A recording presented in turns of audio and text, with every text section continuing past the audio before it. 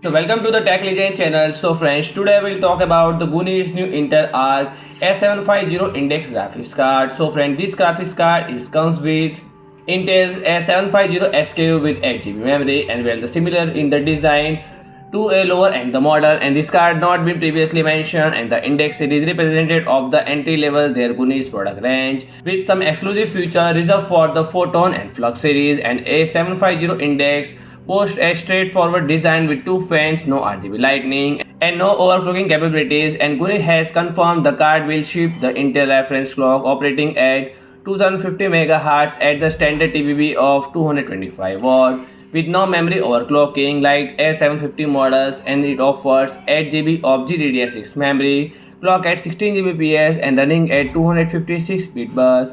And when the dimension of this card 25.3 into 11.5 into 4.2 cm. The A750 Index is the dual slot design. It comes equipped with the 4 display connector including 3 into DisplayPort and 1 HDMI 2.0 port, and operating a cost-effective solution without HDMI 2.1. So friend, this card is priced at $236 approximately. So friend, if you like my video, please do like, share and comment, and don't forget to subscribe my channel and to press bell icon.